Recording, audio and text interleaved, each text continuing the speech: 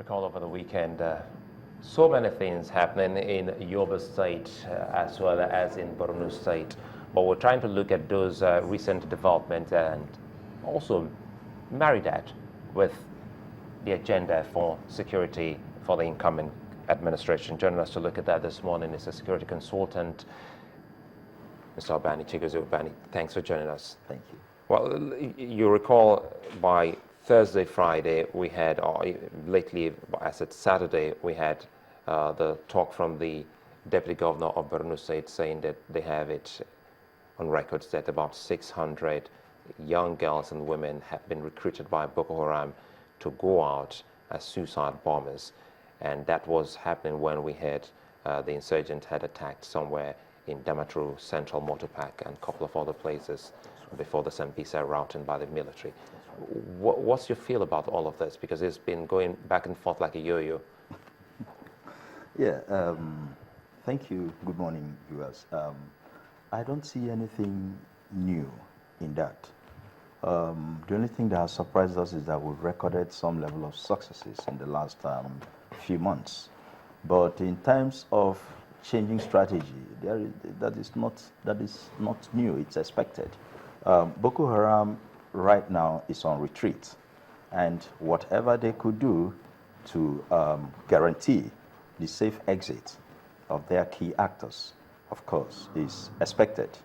Recruiting our girls, of course, has also been. It's just that they have not been able to deploy them in the way one would have expected that this would have happened. Haven't held these girls hostage for so many, would I say, years now. I had expected that a lot of girls would have gone on suicide bombing because it is very easy to use them and they can walk around in the markets, in the churches undetected. So that has not happened as much as I had expected. So trying to use them now, I think they are on retreat and would want to use any of such strategies to get a safe exit for their key actors. Well, some of the reports, intelligence reports from those areas and from those people that have returned, that we're talking about those that have returned from Nigeria and those that were found in Sambisa forest, they say Boko Haram is running out of arms and ammunition and they are in disarray at the moment. Yes. With such kind of information at our disposal, how can that be of any help to us? Well, of course, it increases the morale and the fighting spirit of our soldiers and personnel. It also calls for caution because it could also be a ploy to get more people in and then do more harm. So while I would think that it should increase the morale and the fighting spirit of our soldiers, we should also be careful so that we don't walk into a booby trap. Till date, we have not been properly informed about those who sponsor Boko Haram. So saying they have run out of arms and ammunition is like a big guess beyond what should be put together from the workings of events over a short period of time. We don't have adequate information about their sponsors. So we don't know if they have refused or they have stopped funding them or sponsoring them. So it is not too healthy for us to assume that they have run out of arms and ammunition. But I am certain that Boko Haram is on the retreat. Well, you have definitely been following what has been happening in the Northeast for a while now. Yes. In terms of the battle, I mean, when we started making some progress, the 6 weeks just before the elections, and how much progress we made during that time, and now the final onslaught on Sambisa Forest and how many women and girls have been rescued. We're also seeing that, the military keeps clearing camps. What has been your train of thought, from when we started making progress till when we now started rescuing women and children in Sambisa Forest? What was on your mind at that point in time? Yes, I have always believed that Boko Haram and the height of insurgency we had recorded before, would I say December, was somewhat treated with ignorance, combination of ignorance, and then we played a lot of politics with it. I said this over and over again that certain interests had not been touched. And once those interests are affected, the Boko Haram will be routed out in a very short while. It is on record. A lot of people misunderstood that. And once those interests were at risk and at stake, Nigeria woke up. I have tried to play back and listen to some of our security, government security personnel, spokespersons for government, who have sat here and in other media to tell us Boko Haram is an asymmetric war, it is difficult to fight, it will take time and all that. And I asked them, what has changed? Equipments, fine and good, have come in. But the willpower to get Boko Haram routed out before elections played a major role. Well, because what are the interests for you? That is the interest. Politics. And it has remained. Politics. I have warned over and over again that we are playing so much politics with the nation's security and also the security apparatus of government. Take, for instance, during the last elections. It was all politics.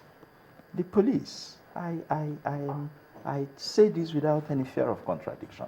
The police only came to supervise electoral fraud and violence across the country. Is it possible to separate? I played a very active role in my state in Abia. I saw the shenanigans. They were there, monitoring fraud.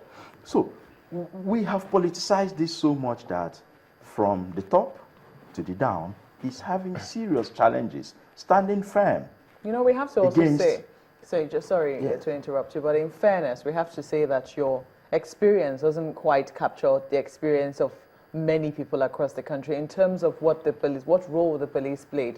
Because in some areas they say the police was professional, they did what they were supposed to do. In some other areas maybe they were not so professional, but then that cannot be the experience of everybody across the board. You see, when we look at Nigeria, oftentimes we judge Nigeria with Abuja, Lagos, and maybe sometimes. But they are the experiences and they should count for something. But how much of Nigeria does these two states or cities represent? A larger Nigeria reside within a larger space. And when we talk about an institution of government so sensitive as the police, we will not be doing them a lot of disservice if we don't hit them hard where it is necessary. Where, for instance, you favor someone to perpetrate evil and the person succeeds, of course, that interest has been protected and you don't expect that person to come out and castigate the police or such agency. But when you look at the overall influence of our inactions, especially during elections, then you wonder. I will tell you something. During last December, I think sometime around the 22nd or 23rd, the former Inspector General of Police had an aerial patrol of some cities in the country and came back and said everyone was safe.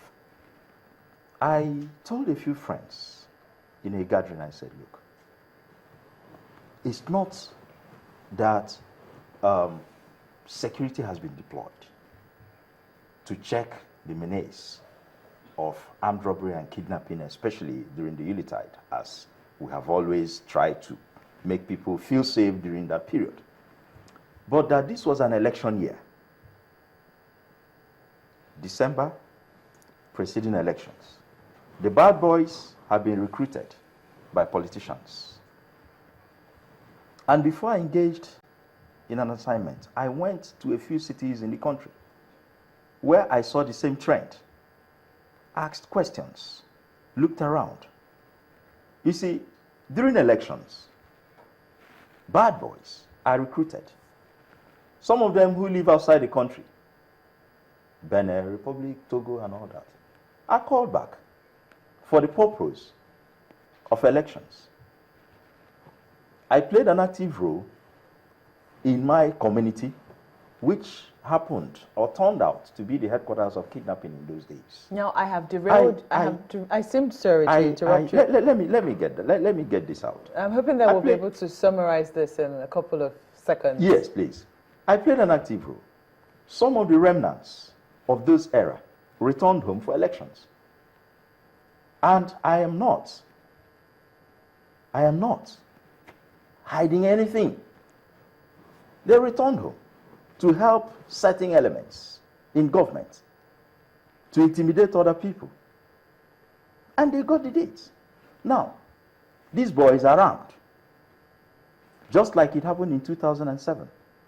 Just like it happened in 2011. Calling back those arms from those boys will become a serious problem. Win or lose election, you're either going into your government house or moving into your fortress and locking the door. These boys are armed. In a short while, they'll start fending for themselves.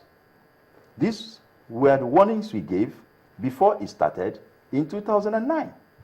A lot of people thought it was a joke. So you see a potential Boko Haram, or a potential security threat post-election? It's imminent. It is imminent. Because the boys we hired armed them to protect us or to snatch ballot boxes are here again. Is it possible then to, in the face of what you say is imminent, so this is your own words, but is it possible to separate the politics to focus on stemming it before it even starts? Is it possible? It depends on who is in charge. The reasons why some of us may end up... Let me tell you something. The possibility depends on our ability to be firm and strong. When you say our ability here, yes, are you talking about the citizens or those in authority? the citizens, because we are the ones who will impress it on those in authority. They don't care. Those in authority don't care how and in what manner they get into offices. For them, it's get into the office, and then the rest will come later.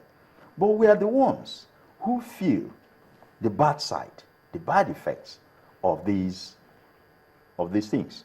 So we should, and this is part of it, getting people to know that we know what they do and how they get into offices. That this has to stop.